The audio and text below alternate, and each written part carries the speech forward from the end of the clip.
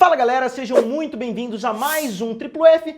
Hoje eu queria falar sobre uma notícia a respeito da Disney que saiu nos últimos dias, que é o anúncio de que o Aladdin 2 está sendo produzido pela empresa.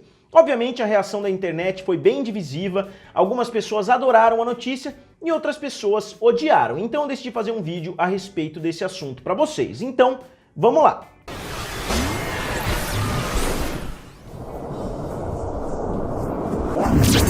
E galera, antes de mais nada, se vocês ainda não são inscritos aqui no canal Triplo F, se inscrevam. Muita gente acompanha os vídeos, mas acaba não se inscrevendo. Então se vocês puderem me dar essa ajudinha, eu ficaria muito agradecido, porque eu tô tentando chegar até 200 mil inscritos. Então vamos lá, primeiro analisando a situação. Como vocês sabem, Aladdin foi um dos filmes do ano passado a bater a marca de $1 bilhão, mas por que eu acho que essa sequência já foi anunciada tão cedo? Porque ao contrário de vários outros filmes, como por exemplo Star Wars, Frozen 2, O Rei Leão, muitas pessoas não esperavam que o filme do Aladdin fosse ser um grande sucesso. Se vocês acompanham o meu quadro Clube da Bilheteria, vocês vão saber que o Aladdin não começou tão bem assim. Muitas pessoas esperavam que o Aladdin fosse abrir bem abaixo do que ele conseguiu, e o filme foi conquistando o público semana após semana e foi tendo cada vez uma performance melhor. Então o filme conseguiu bater a marca de $1 bilhão praticamente por méritos próprios. Obviamente é um filme inspirado em um clássico da Disney, mas o filme poderia ter se transformado em mais um Dumbo ali e não ter feito nenhum sucesso nos cinemas. Eu não estou dizendo que Dumbo é um filme tão conhecido como Aladdin, eu sei que Aladdin é um clássico da Renascença e etc., mas o filme poderia muito bem ter sido um fracasso, e muitas pessoas esperavam que o filme de fato fosse um fracasso. O filme acabou fazendo $1 bilhão, mas porque eu pessoalmente acho que essa é uma boa ideia, enquanto eu não acharia se fosse com a Bela e a Fera, por exemplo, se fosse com a Cinderela, se fosse com qualquer outro filme, Alice no País das Maravilhas, por exemplo, eu não fazia questão nenhuma de assistir uma sequência. Em primeiro lugar, porque quando eu era criança eu assistia muito o filme O Retorno de Jafar, e eu sei que a animação é bem mais barata, que é um filme feito para ser lançado direto em VHS, eu sei que não é um filme que envolveu tanto dinheiro, mas eu gostava muito da história do Retorno de Jafar, eu gostava muito do personagem do Jafar no filme O Retorno de Jafar, e eu gostava da interação entre os personagens, o fato do gênio já estar livre no segundo filme. Então eu acho que Aladdin já tem precedente para ter uma história lançada, para ter um segundo capítulo lançado. E não só isso, teve os 40 Ladrões, o Aladdin teve inclusive uma série de televisão que lançava episódios semanais, e eu acho que a interação entre os personagens ajudava muito com isso. E eu acredito que o Will Smith foi muito bem aceito como gênio, o Aladdin foi muito bem aceito também, e a Jasmine foi muito bem aceita, e não só isso, o estilo do diretor Guy Ritchie combinou bastante com o filme. Não é um filme perfeito, longe disso, mas eu inclusive comentei com a minha namorada quando a gente assistiu o filme juntos, que entre Cinderela, A Bela e a Fera, Aladdin e todos esses outros clássicos, o filme do Aladdin é o único que eu cogitaria ver de novo. Se eu tô querendo ver o Aladdin, ao invés de ver a animação, eu assistiria a versão em live action, porque eu acho que o filme conseguiu rivalizar a animação. Obviamente, não tem aquela nostalgia que a animação tem, mas eu acho que eles conseguiram pegar alguns elementos que eram bem pobrezinhos ali na animação e conseguiram tornar eles um pouco melhores. O único ponto que eu acho meio negativo da gente ter essa confirmação de um segundo capítulo aí do Aladdin é que eu não gostei nem um pouco do Jafar. Eu acho que foi uma das piores decisões de casting até hoje. Eu acho que a escolha para o papel foi realmente péssima. E não só isso, a escolha da dublagem também foi ruim. A dublagem do Jafar, tanto em inglês como em português, eram excelentes, e eu acho que o ator não combinou nem um pouco. Então, mesmo gostando do Retorno de Jafar, eu realmente espero que, se eles forem avançar com a história, que eles não tragam o personagem do Jafar de volta, ou pelo menos que eles coloquem outro ator para fazer o papel, porque realmente foi uma rejeição praticamente global ao personagem do Jafar no filme. Não só aqui no Brasil, como nos Estados Unidos, a maioria das pessoas odiaram esse personagem. Mas outro ponto bem positivo em ver que a Disney está desenvolvendo uma sequência para o filme do Aladdin é que, para mim, uma das melhores cenas dessa nova versão do Aladdin é a cena que a Jasmine canta quando ela está sendo aprisionada. Eu achei uma cena muito impactante, uma cena muito boa, e não estava no filme original. Então a gente vê que o Guy Ritchie tem a capacidade de criar algumas coisas novas. E eu acho que é legal se o filme não tiver as amarras de ter uma animação clássica. Por exemplo, o live action é criticado por seguir muito fielmente ali o filme, Mas se o filme não seguir a animação, ele claramente seria muito criticado pelas pessoas que diriam, pô, isso aí não é o Aladdin que eu assistia na minha infância. Então a Disney acaba ficando num impasse, eles tentam ser o mais fiel possível, mas tentam criar algumas coisas novas. Se eles pegarem esse elenco excelente, com o Will Smith, com o Aladdin, com a Jasmine, e criarem uma história nova com o Guy Ritchie, que é um cara muito inteligente, que é um cara que sabe muito bem criar histórias interessantes. Eu gosto muito dos filmes do Guy Ritchie.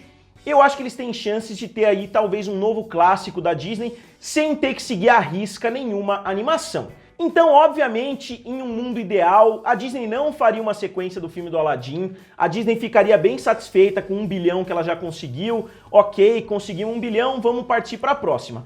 Mas a gente tem que lembrar que os estúdios são empresas e é muito raro que um filme acima de 1 bilhão de dólares não tenha uma sequência.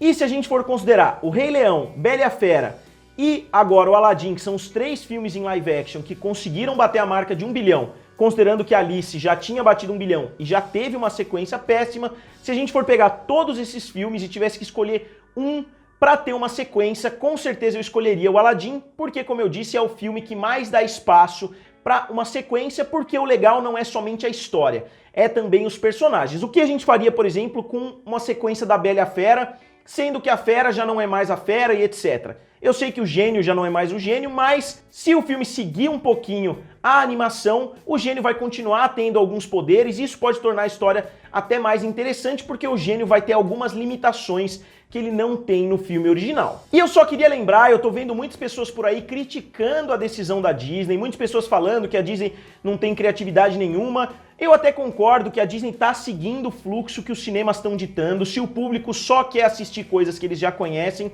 a Disney vai fazer filmes para esse público, como eu já falei em vários vídeos aqui. Mas vale lembrar que o Aladdin foi muito criticado quando saíram as primeiras fotos do Will Smith como gênio. Saiu, não me lembro qual revista foi, soltou algumas fotos daquela conversa famosa entre o gênio e o Aladdin, quando o Aladdin pede para se tornar um príncipe. E muitas pessoas caíram matando, pô, esse gênio não é nem azul, e etc, que patético o Will Smith com essa coisa na cabeça. E aí quando saíram as fotos do gênio azul, foi novamente uma onda de críticas, todo mundo falando, porra, esse gênio aí não tem nada a ver, olha que efeitos especiais mal feitos, e etc. E aí quando saiu o primeiro trailer, todo mundo aplaudiu, quando o filme chegou aos cinemas, muitas pessoas esqueceram que estavam criticando o filme. E eu acho que isso é uma coisa que acontece praticamente em todos os filmes que são lançados hoje em dia. A mídia solta uma foto, ou o próprio estúdio libera uma foto das gravações, e todo mundo critica. A gente viu coisas parecidas já na televisão, obviamente com diversos seriados. Sempre que vaza uma foto de algum seriado, as pessoas criticam.